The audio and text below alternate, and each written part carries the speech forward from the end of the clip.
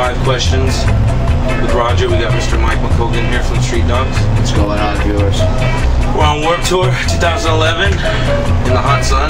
Today wasn't bad, right? Today wasn't that bad. It was actually like 83, breezy. Right, a little sunny. It was nice. It was good. It's a good day for an interview. So we got 5 questions. Who wants to go first?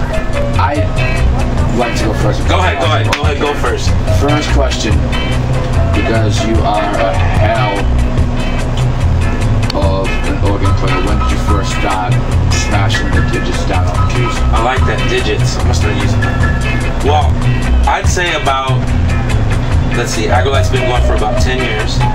And I'd say about 4 years before that, I started playing organ. And about like 3 years before that, piano. So not too long, you know? So like 94, it's all. Yeah. I started off as a trumpet player, not a lot of people know that. It's a little fact. I was kicking booty at trumpet and then moved over to the keyboards.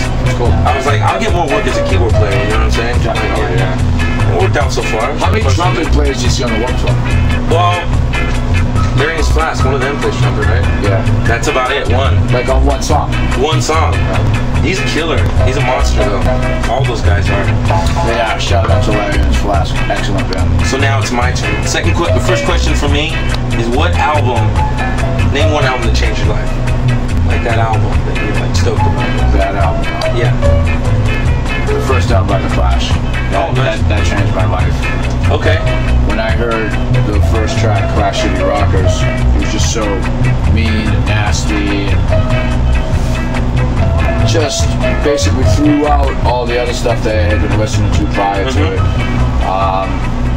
And what was prior to that, like Debbie Gibson? No, not Debbie Gibson or Tiffany or like Bronski Beat or anything like that. Okay. It was more like Michael Jackson. Hey, there you go. More like The Police. Right. Kaja Gugu, Rockwell. So when I listened to The Clash, right, that changed everything. It's just, I said, I want to be that guy. I want to be the guy screaming. I want to be the guy asking the questions. I want to be shaking things up. And, you know, The Clash did that for me. And that album just changed everything for me. Nice. That's a good answer. Can't argue with that one. Second question from Mr. McColgan. What do you got for me? When are you going to enact the process of becoming a stand-up comedian or talk show host on late night television? Well, this is kind of a start. I guess this is my like, you know, my way of playing house, right? Yeah. It's a start, right? Yeah. You have to dip your toes in the water before you jump in the pool, right? right. Stand-up comedian. I don't like tomatoes being thrown at me, so we'll wait on that one. Okay. Talk show host. I could see that. You know, maybe a little. I got the big head. It's kind of like Jay Leno has the chin. I got the big head. And we'll play on that. Yeah. You'd be great. Next question. What's your favorite cereal? My favorite cereal would be Frosted Flakes. Hands down, huh? Hands down. I think it's just a combination of the high sugar content and then the really, you know, out loud Tony the Tiger. It's great. You know? I like that. Wake up, let's get rad. Let's like wake up and let's be exuberant about the day and let's just take this thing on. Like, right. I mean, I'm like a 50-50 guy in the morning. Some mornings I'm cranky and crotchety and hot scrambled and I don't want to talk for 2 hours until I've had like 5 cups of coffee. But some mornings I wake up and it's like giving my Frosted Flakes and we're gonna take on the world. For real. Dang, you said that one fast. It'll be hard for me. I'm like, really Lucky Charms is good, Cinnamon Toast Crunch, Fruity Pebbles, but I'm more the like. What about Cookie Crisp? Remember Cookie Crisp? Yeah. Cookie Crisp is good. Yeah. You can't go wrong with the cereal, really, right? I mean, even Kix, the most basic of basics, that kicks in. No pun intended, Kix kicks Apple in. Jacks. Apple Jacks is good. You know. What about Life? My name is Mike, so a lot of my friends are like, hey, Mikey, he likes it, Right. But I wasn't down with that, but I did actually like the cereal. Right. It was good. Oh, Apple Jacks is bomb. All right, your next question. Favorite band of yours besides Blood on the Dance Floor? Yeah, I'm there every day breakdancing to them. Yeah. They're awesome. On the tour, you mean? On the tour, yeah. Man. Well, obviously, we go way back with you guys, and so every time I see the Dogs, Don't say Street Dogs. It's a pleasure. It's not true. I mean, mean, for me, this tour, hands down, I think a lot of people feel this way on this tour. Larry and the Flask, it's just awesome. You know, those cats put in work. Totally agree. Not only do they put in work, but they put in an awesome show with awesome music. So, Larry and the Flask. Enter their website right here. So, my next question is, what do you think, now we get a little serious, what do you think separates Boston, the Boston music scene, from all these other scenes in the US or the world? Because you got great bands coming out of Boston. Obviously you guys, obviously you got the Dropkicks, you got like Mighty Mighty Boston, you got all these, amongst many others.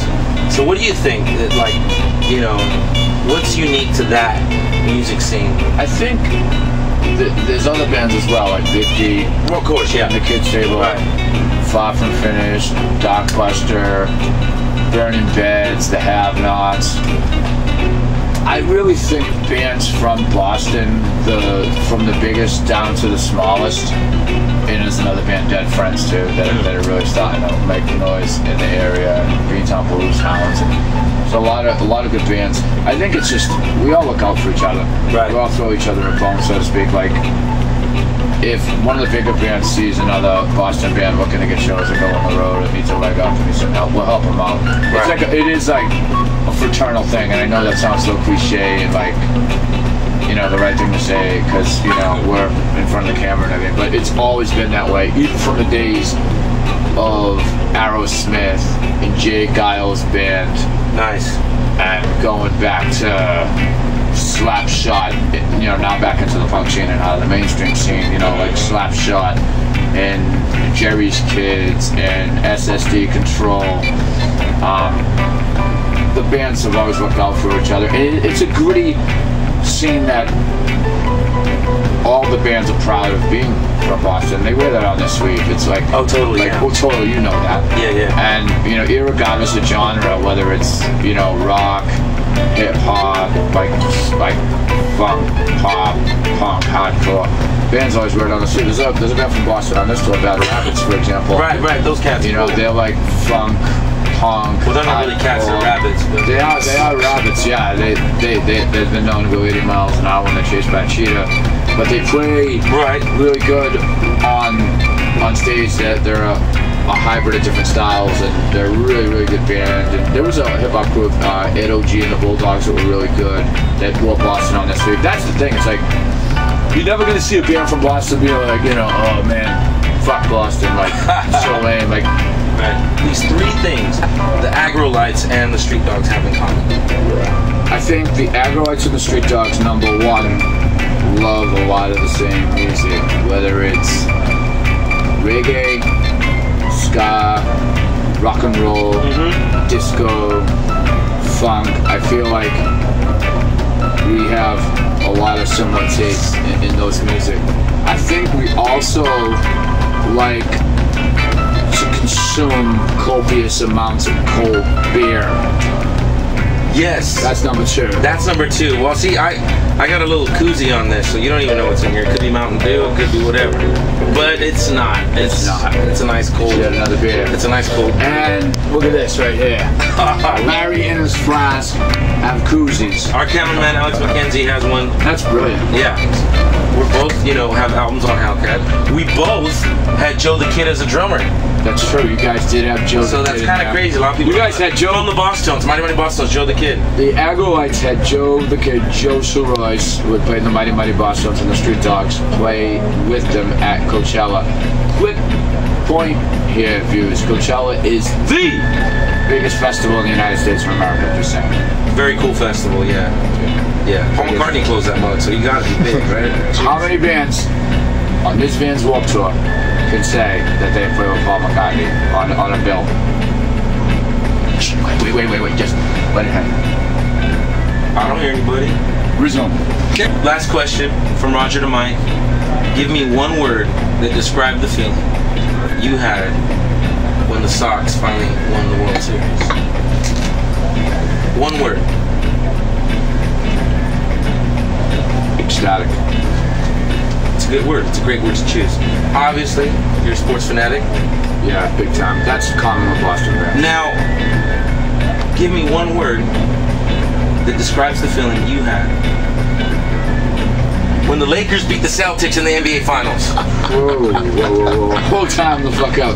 Hey, what year are you referencing? Oh, well, in my lifetime. This was like 2 years ago. This was last year. Actually, in 08, the Celtics beat the Lakers, and I think it was 09. Wasn't the question. It was 09 when the Lakers beat the Celtics. I was bummed because the Celtics were up by 14 in Game 7 and should have won that game.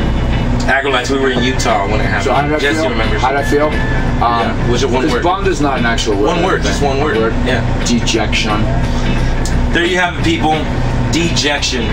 That sums up this edition with Roger and Mike McColgan from the Street Dogs. 5 questions with Roger. Dig it.